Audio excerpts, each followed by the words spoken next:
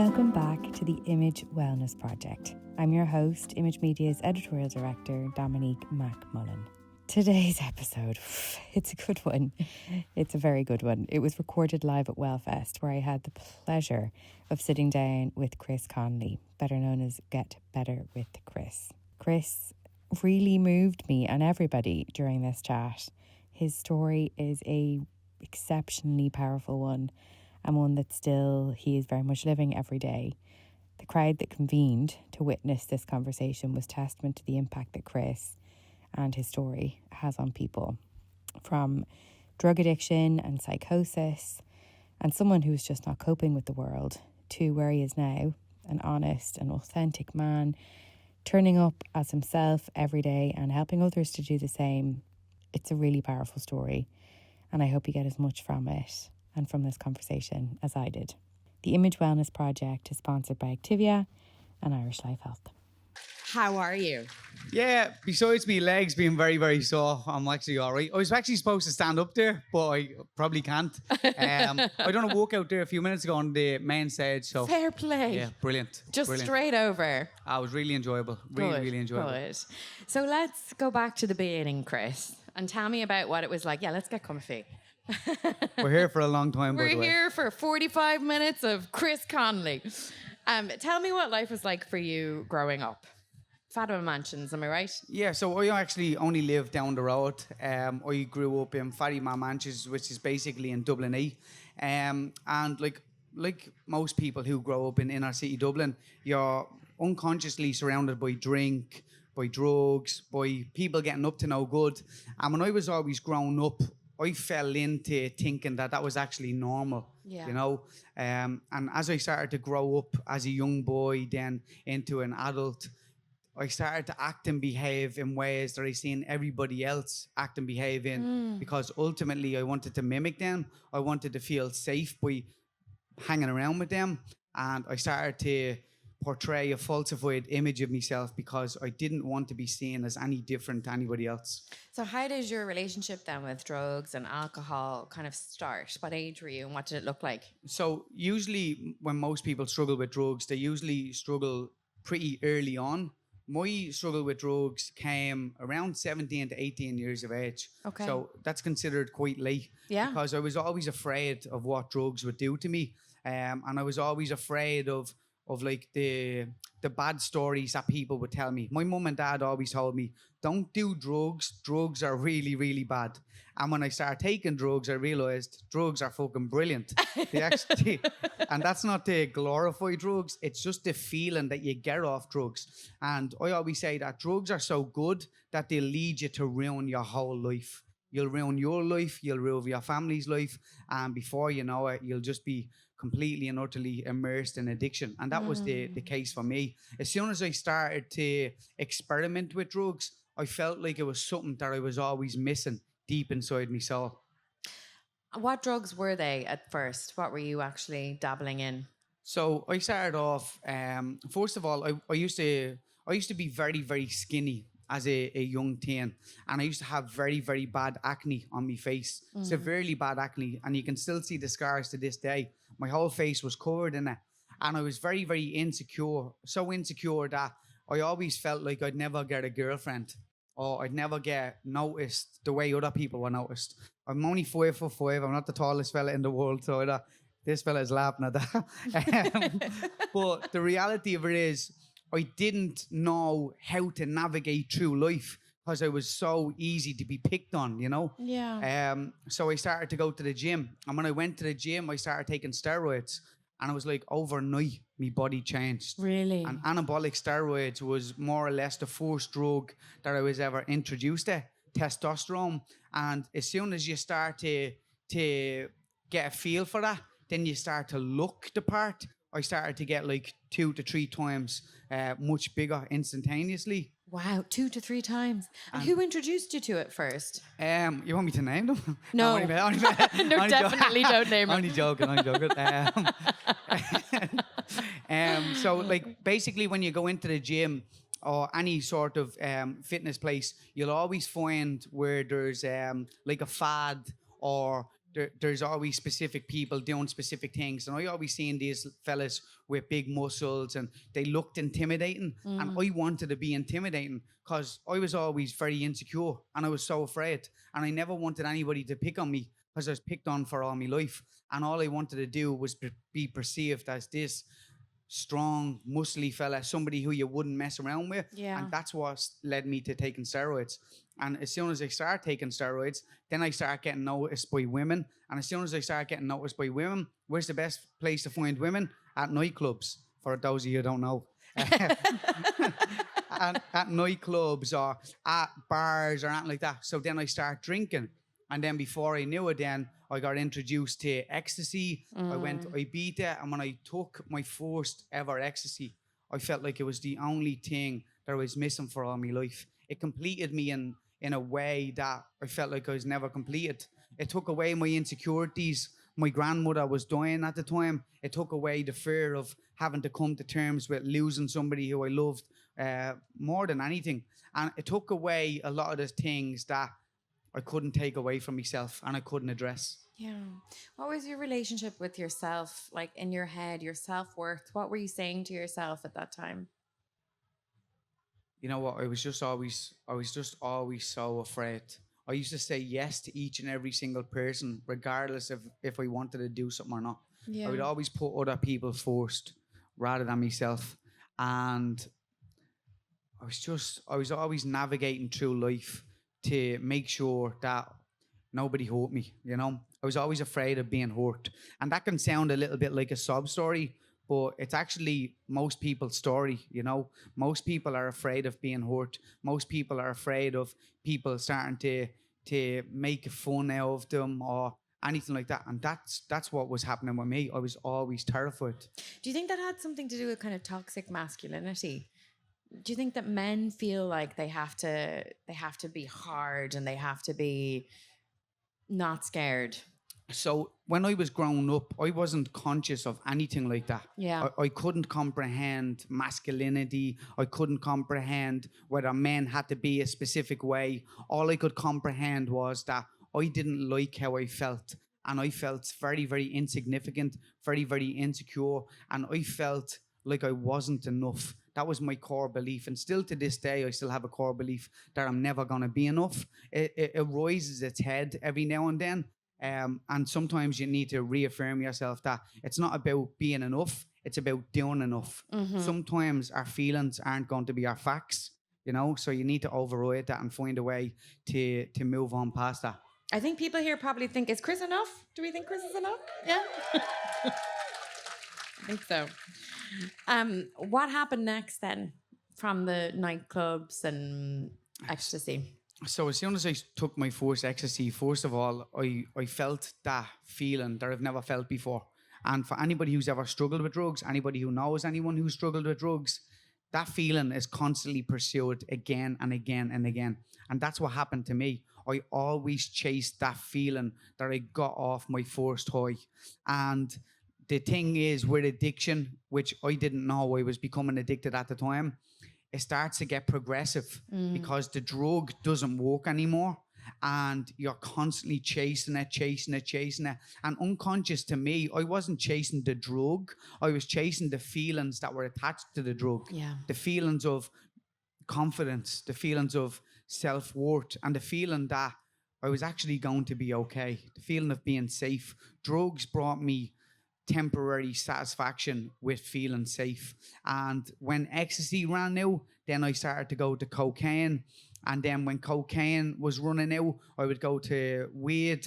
And then I started to take prescription painkillers. And lo and behold, it took me to the stage that all the drugs that I had messed around with end up giving up.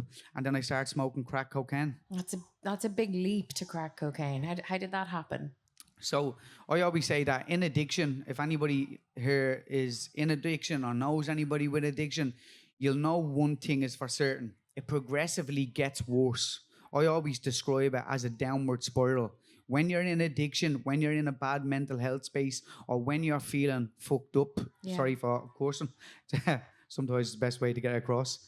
It just gets worse and worse and worse and worse. And all these things start to happen help that get worse. And it's crazy, but it's the truth. And when I had been going out with a girl, and she was an absolutely fantastic girl. Still to this day, I still think the world of her. And we had a kid together. And when we had a kid together, I said to myself, you know what? That's it. I'm done with drinking. I'm done with drugs. I'm going to be the father to my daughter who deserves it. And I'm going to be the boyfriend to this girl who deserves it. And I actually couldn't. The drugs had a hold of me. And I ruined my relationship with my daughter, who's called Lucy. I ruined the relationship with her mother.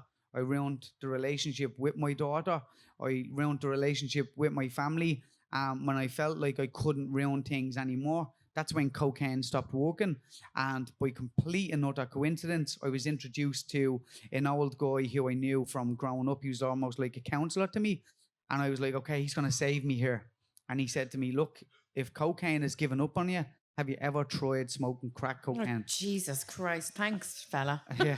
But that day he took me to try my first ever experience on crack cocaine. Wow. And were you aware on any level of the position that you were in, of what you were doing?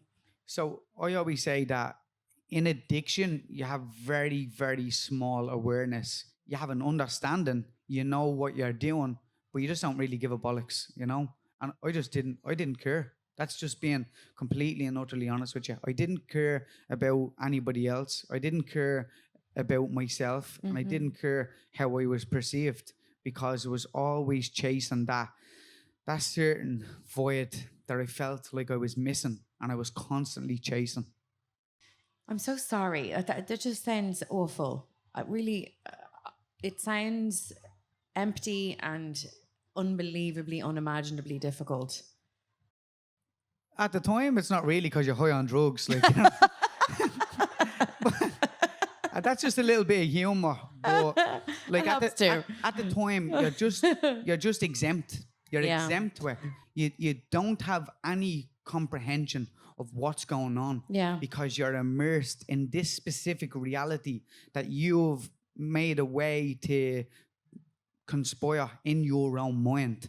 And in your head, everybody else is the problem. And if anybody tries to stop you from doing that, it's their fault and it's not yours. Was anyone trying to stop you? Everybody. Were they? Yeah. Your family? So my family, that's how I end up falling out with people, because my family tried to stop me. My ex-girlfriend tried to stop me. I was checked into numerous hospitals, mental health hospitals. The doctors would try to stop me. It's not about who's trying to stop you.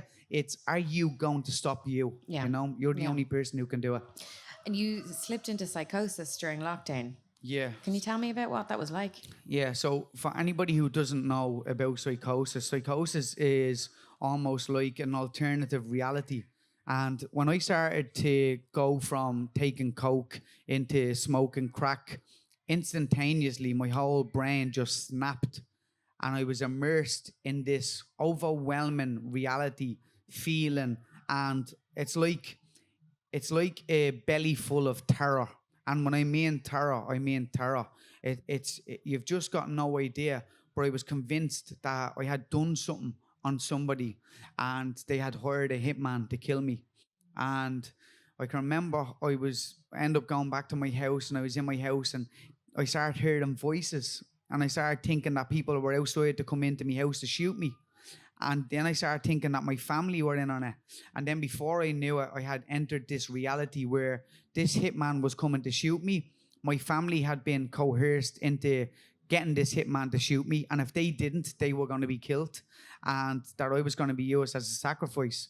And this was in the middle of COVID. So I didn't know what else to do. So I just fled the country. I ended up going down to the docks, where the boats live. And I sat there and I was sitting in a bush and I was drinking a bottle of Jack Daniels, I think it was. And I plucked up the courage and I made it to the harbour of the boats, and I made my way onto the boat. And as I made my way onto the boat, the whole country had went into lockdown. Wow. So they wouldn't let anybody in or out of the country. So I made my way to Holyhead. Still to this day, I don't really know how I done it, but anybody who knows, addicts, we're very, very manipulative. We're very, very cunning. We're very, very good at getting our own way. And that's what I done. I got my own way. Made me way over to Holyhead, got 3 trains down to London. And then when I was in London, that's when the psychosis had really kicked in. And everybody who would walk past me, I thought they were in on this master plan to get me killed. And I couldn't stay in hotels, and I couldn't stay in places that my family were trying to put me up in. So I started sleeping in bushes and in parks. And did anyone know where you were? So my family knew where I was, and I also had started putting things up on my Instagram page unconsciously, which is a bit ironic because I'm trying to flee the country. I know. And I started putting things up on my Instagram page, and everybody knew what was going on. And to be quite honest with you, at the time, a lot of people thought that that was very, very funny. And if you ever see people take a breakdown, it can be very humorous to some people. But to the person and to the family who's going through it, it's not humorous at all. And my family were trying to get me back. They had reported me as a missing person. So the Metropolitan Police had contacted me. I can remember I was actually in a hostel charging my phone, and I got a text on WhatsApp, and it was, "Hey Chris, my name is Sergeant wherever. I'm from the Metropolitan Police." And I looked at it and I said to myself, "Do you really think I'm that stupid?" You know, I was convinced there's a hitman coming to shoot me, and I get this text off the Metropolitan Police. So I started asking them to ring me, and he rang me, and he explained everything to me. And I just thought that it was some part of the story.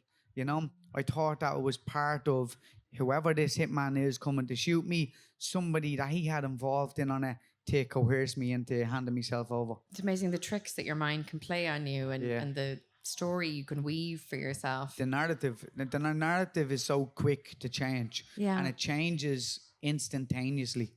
And nobody, it's like sitting up here, I don't really do it any justice. And for anybody who ever struggles with their mental health, like, I pray that nobody ever has to experience psychosis, because ultimately, like, I really wanted to take my own life, and I truly, truly mean that.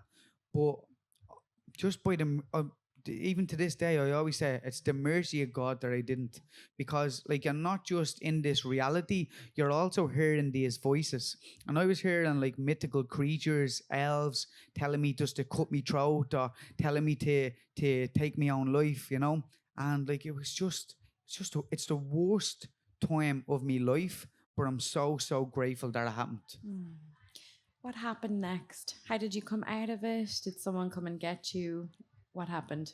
So I would get in contact with a lot of my family members and a lot of people who were very, very close to me, and very few of them I would really trust. And I would ask them, like, is this actually going on, or is it me mind? And everybody kept saying, "Look, we promise you it's your mind. We can't tell you any different to that. It's your mind." And I didn't believe them still. But the more people said it, and the more people said it, and the more people said it, I was like, okay, maybe they're being truthful. And for anybody who ever goes through psychosis isn't completely immersed in it for the whole entire time of your life. It's only for a few minutes, and then you're back into this reality that we're in now. Okay. And then you're like, hold on for a second, that was so real. Was it real or was it fake?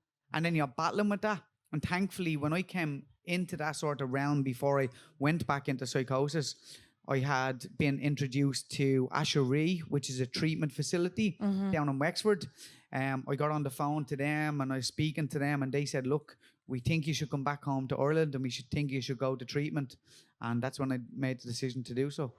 And treatment didn't work the first few times for you, is that correct? So I went to treatment for 28 days. So treatment works in a primary and a secondary platform.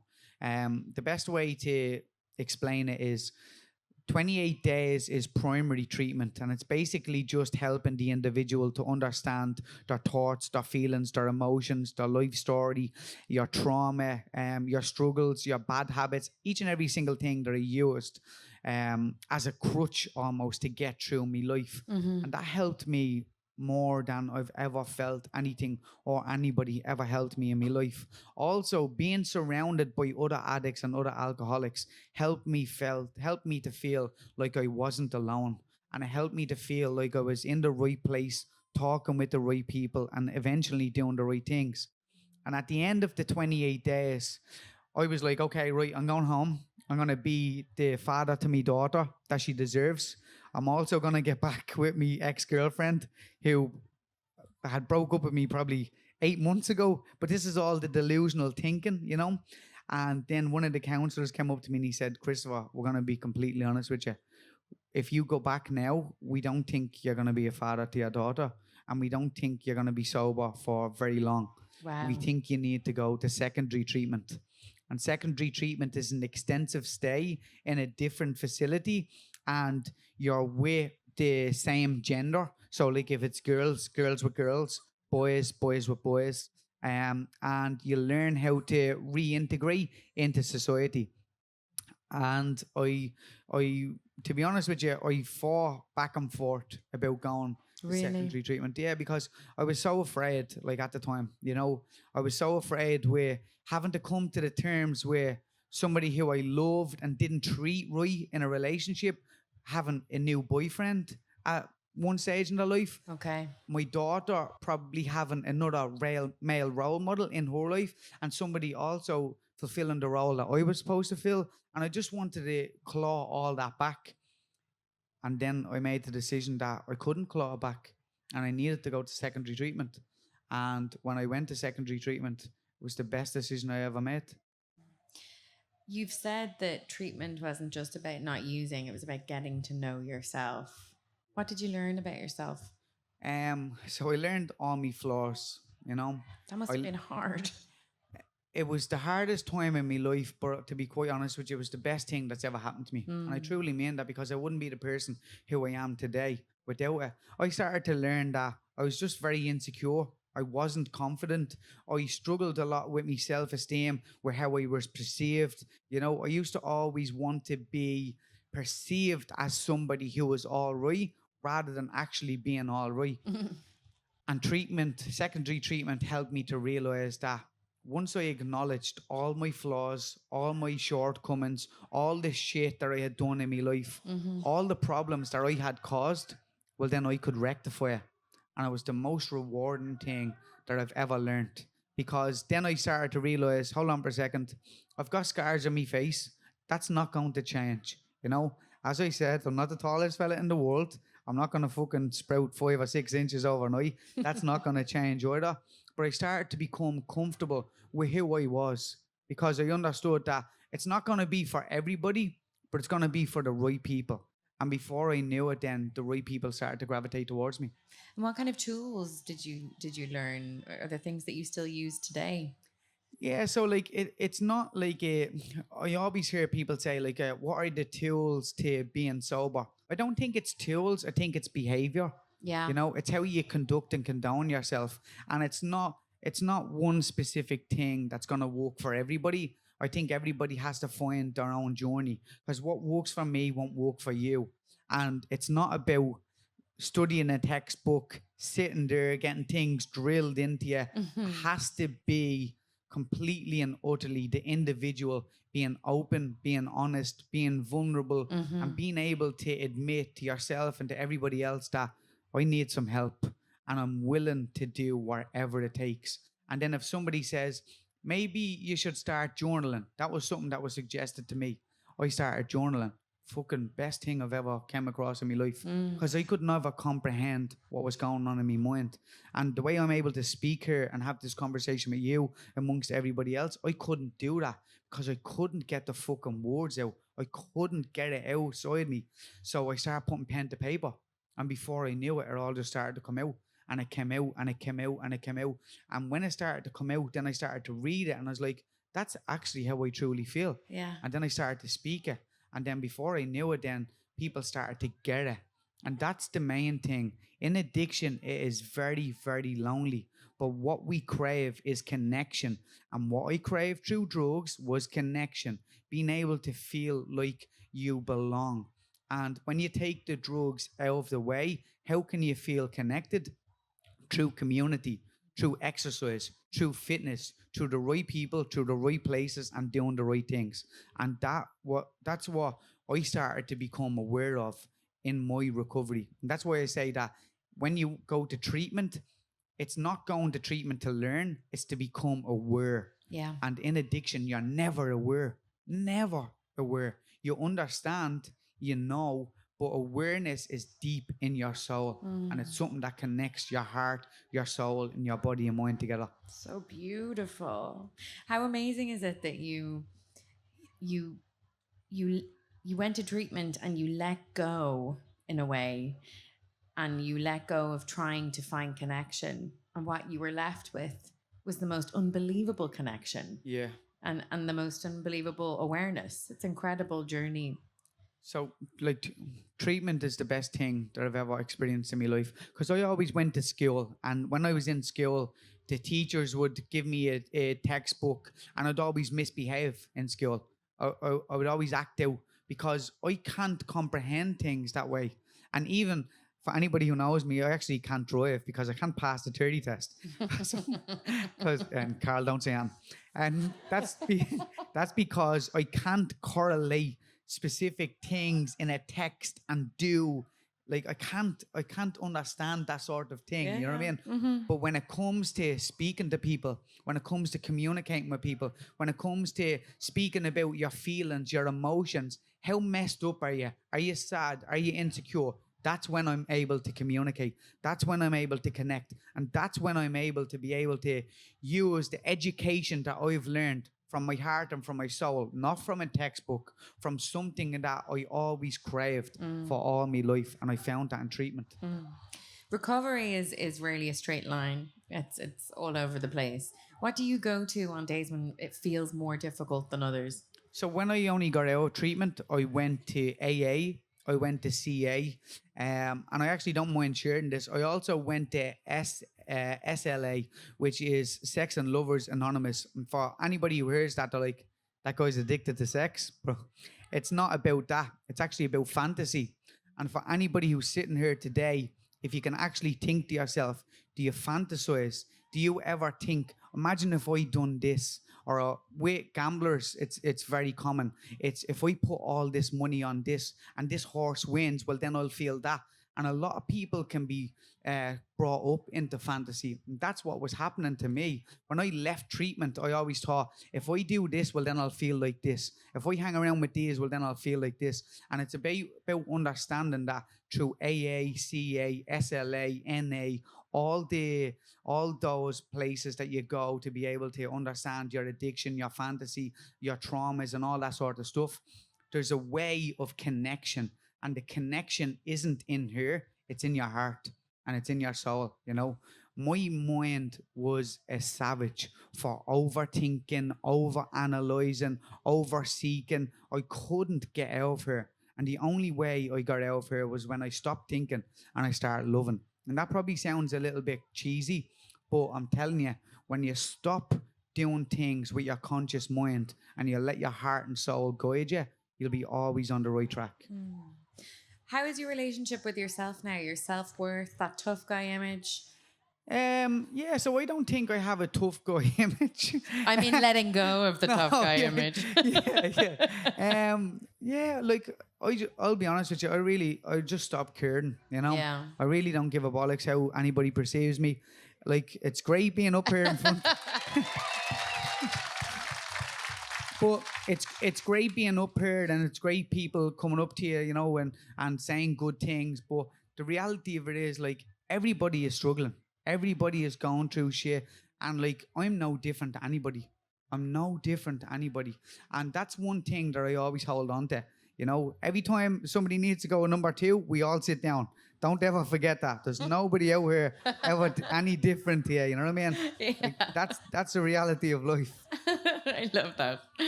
What's one thing that you wish everyone understood more about addiction? About addiction. I wish people could that's a tricky question, you know, because ultimately it becomes, because addiction is hard for the person who's going through it, but it's double as hard for the people who are with the addict, because they see the addict suffering. They get their hopes up when the addict is doing well, and then they're destroyed when the addict goes back out there. So, like, it's hard on both things. I think I think if you help somebody to the best ability that you possibly can, help them 100%. And if they start to hurt you, if it starts to affect your life, well, then make sure you create distance. Because I was always told that if somebody is drowning, if somebody jumps in to save that person from drowning, two people will drown that day. The same thing goes for addiction. That's powerful stuff. Yeah. Brian Penny was here yesterday and he was talking about a similar thing about not enabling. You're big friends with Brian. Hey. Well, top bloke. Yeah. Anybody who doesn't know Brian Penny, I'll check Brian Penny out. He's absolutely amazing. It's incredible. Amazing. Yeah. A former heroin addict and a PhD neuroscientist now. He's an amazing man. I would love to talk about exercise. Now we're here at Wellfest. You discovered running in treatment. Yeah. So when I went to secondary treatment, basically, to put it bluntly, treatment is a little bit similar to prison. You go in and you're not allowed back out. You get washed, you get fed, all that sort of stuff. But there's a specific time in secondary treatment, because they don't let you out in primary treatment. In secondary treatment, they'll let you outside of the premises to exercise. And they let you out for an extensive stay if you're going running. And I was like, happy days. I'm gonna tell them all that I'm just gonna go on a mad run. And one day I was like, okay, what's the distance that I could try to get away with here and stay out for hours? So I told everybody I was gonna do a half marathon. So I was like, okay, I'm gonna go out and do a half marathon. And I start running. I think I'd done 5K, and I was like, I'm fed up already. I'm done. And at that very moment, I'll never forget it. I swear to God, never forget it. I was down in Waterford, and I said, you know what? I have a pain in me bollocks lying to everybody, and I'm fed up with it. And all I do is lie to each and every single person. I lied to my family. I lied to my ex-girlfriend. I even lied to my daughter when I told her that I was going to be the dad who she deserved. And I got a pain in me bollocks. Well, actually having a pain in me bollocks as well. And that day, I made sure that I done the 21K. Funny enough, I done the 21K, ran back to treatment, went in and said to all the lads, I'm after doing 21K, and nobody gave a bollocks. And then I realised that you have to stop doing things for other people and start doing things for yourself. Yes. Amen. And you recently completed the Dublin Marathon. Yeah, so I done a Dublin Marathon. We done an ultra marathon 2 weeks ago. Me and this fella done 100K. So Dublin Marathon is probably one of the best experiences. Anybody who's never done the marathon, I definitely set your sights on it. It's not about distance. It's not about time. It's about community. It's about connection. It's about the experience. So whenever people say to me, like, what do you get your 5K in, or what do you do? That's probably the fucking last question that I want to answer. I don't care about any of that stuff. All I care about is doing it, you know? If anybody who wants to do something, make sure you do it. Doesn't matter if it takes you a couple of hours or even a couple of days. This fella hated running before he started off. And still do, yeah. But that's what it's all about, you know? Find a way to struggle, find a way to suffer, and then find a way to sucker up and get it done. Well done. There's so many. Everyone wants to do a round of applause after everything you said. No. You've built up such a loyal following on social media and in real life. What do you hope that people are getting from your message? And what's that like, that community? What does that feel like? So I started this off because when I got out of treatment, I just wanted people to know that I was sober. That's just being genuinely honest.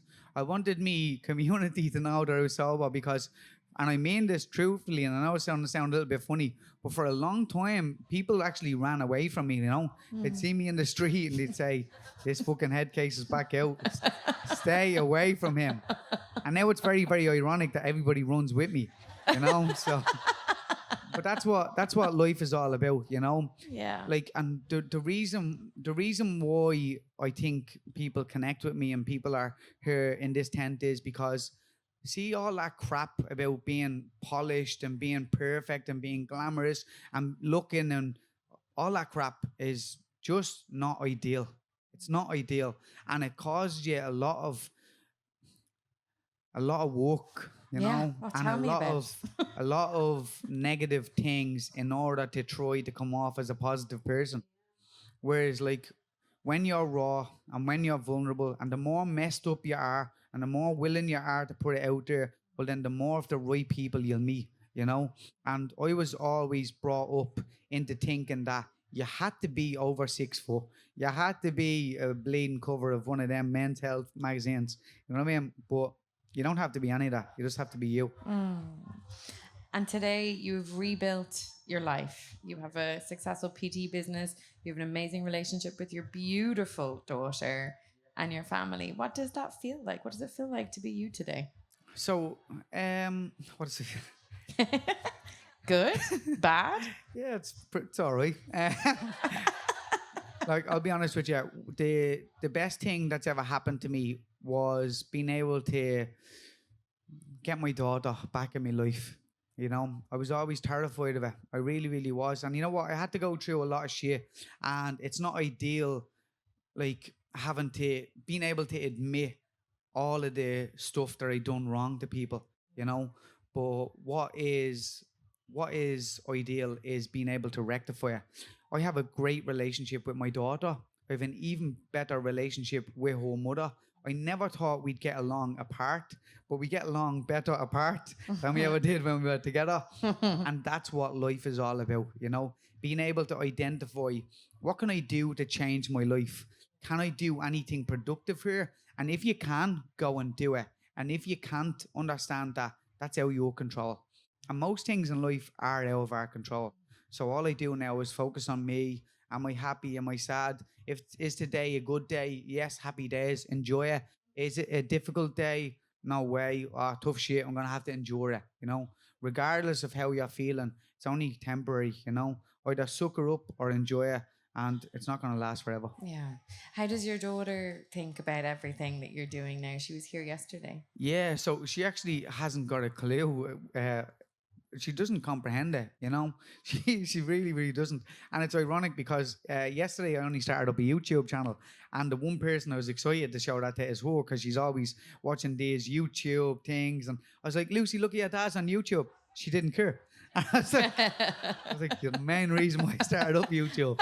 But that's the relationship that you have with your kids. Yeah. Kids don't care about that sort of stuff. No. They also can't comprehend whether you're making 100 grand a year or whether you're making a grand a year. They don't care about any of that crap. The only thing that they care about is, does my mommy and daddy love me? Is my mommy and daddy around me? And is my mommy and daddy being able to interact with me? Are they able to play with me? That's all they care about. They don't need any of that fancy clothes or fancy toys. Genuinely, they don't. They just need you. They need love and they need attention.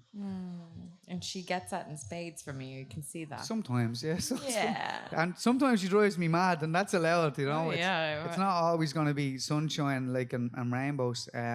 Sometimes, like, yeah, it's not easy, you know, being a dad.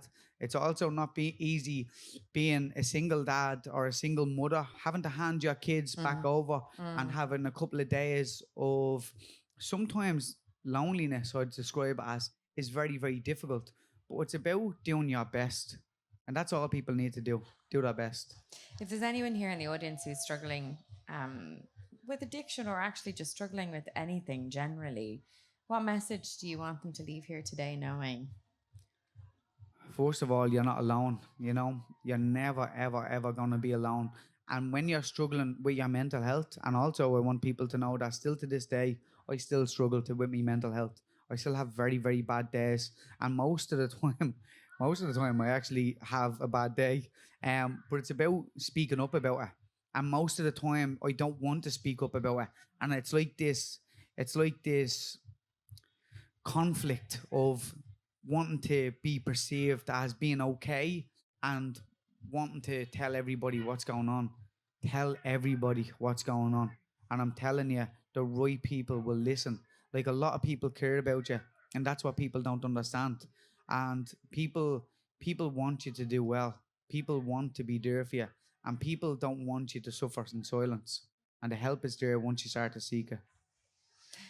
You've talked before about a vision board. Yeah. What's on your vision board now? Changes over the years, which is funny. When I was in treatment, it was to get me new teeth, and I got me new teeth, and I was like, right, They're gorgeous. happy days, new vision board. So, like, first of all, for anybody who doesn't understand how vision boards work, me specifically, this is my own understanding of it. If I can see something, if I can believe something, well, then I can achieve something. And when I was in treatment, I started my vision board. I put a picture up of a dad holding his daughter's hand. I put a picture up of a fella with new teeth. I, I put a load of pictures up. I'm not going to go through them. You'll just keep laughing. But those pictures actually come to fruition, you know. And I'll give you the crazy one.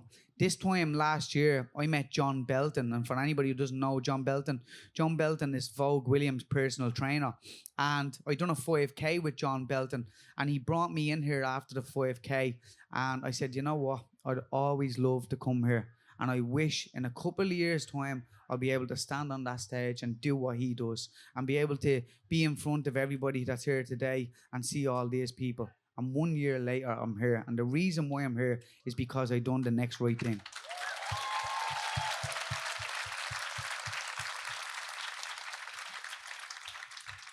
I love John Belton. Nice. Brilliant. Great. Get on to John Belton as well. Brian Penny and John Belton. Yeah. Is there any final message that you want everyone to leave here understanding today? And then we might go to questions if you guys want to have a think. Yeah, so this is probably not what you're expecting, and I hope I don't curse too much, and I'm very, very sorry if I do. But genuinely, for anybody who's living their life, do whatever the fuck you want to do. Because if you do whatever the fuck you want to do, you're living your life. I have a pain in me bollocks with people telling me how to act, how to behave, go on that stage and don't curse, all this sort of stuff.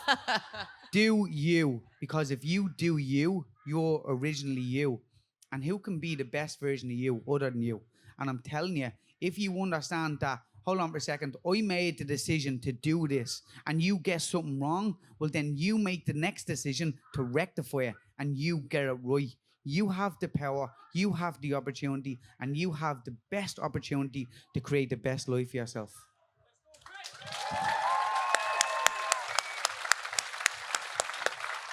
I keep wanting to get up and be like, yeah! Everyone's pumped. I'm so pumped. It's awesome. I would love to do a few questions. I'm sure there's lots of questions out there. I don't know how much time we have, but let's do a few while we can. You want to stick up your hands? Hi.